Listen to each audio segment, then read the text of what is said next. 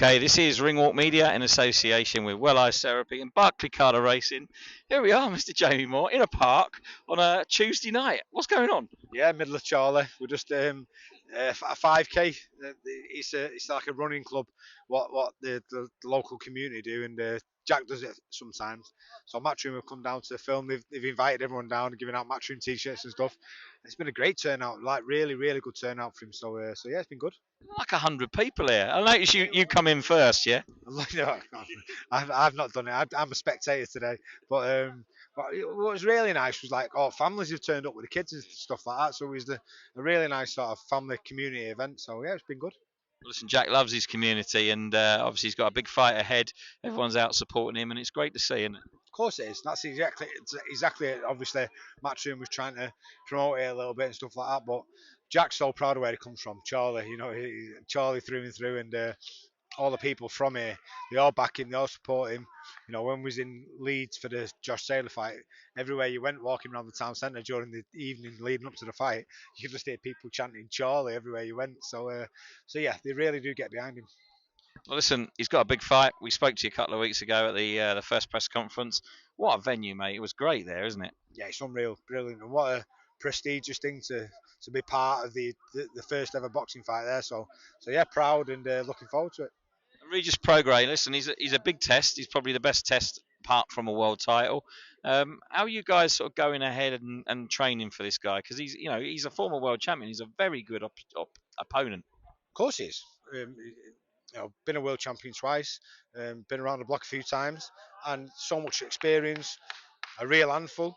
But they're the type of fighters that are going to bring the best out in Jack. They're the type of people who he needs in the opposite corner to make sure that he performs. If he's not fighting for the world title, then it has to be someone like Regis who's going to make sure he's on top form, because Jack fights to the level of his opposition, and Regis will definitely bring the best out in him.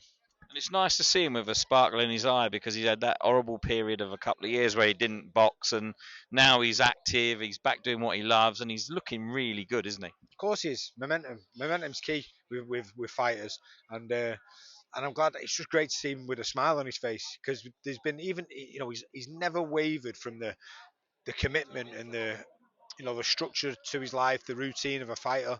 He's never gone away from it. He's never gone off, got pissed off and gone out drinking, or had a few weeks off. He's always been consistent, and he's done it with half a smile on his face. Now he's doing it with a proper smile on his face, and rightly so. He's enjoying this part of his career because he's coming into his peak. This is by far the best times of his career now, and he's embracing it, he's enjoying it, and it's great to see. Well, he's doing it at the right time, because there's obviously a lot of things going on in boxing. Boxing's changing a little bit. Excuse me. The Saudis are obviously signing deals with Golden Boy and Top Rank and all these kind of things. I mean, the sky's going to be the limit soon. Yeah, it is, and this is what boxing fans have been asking for a long time.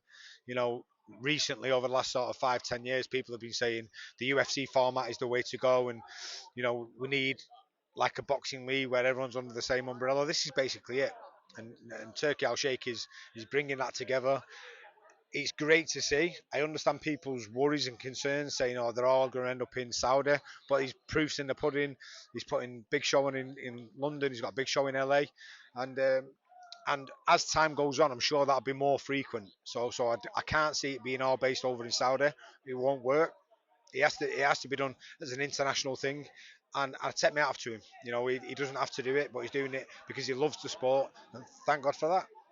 Well, listen, Cameron Vong, he turned up here looking like I do not know what. Cameron Vong and Late go hand in hand. He turned up. He should have been doing the warm up with everyone, and he swerved it because he was late.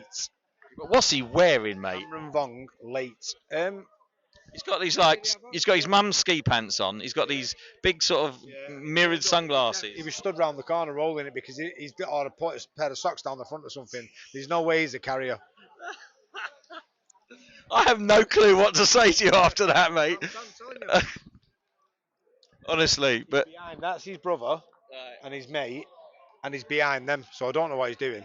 Where is he? Is he there? I don't know, but I don't think Jack's back yet either. That's a bit worrying. It's a bit worrying, yeah.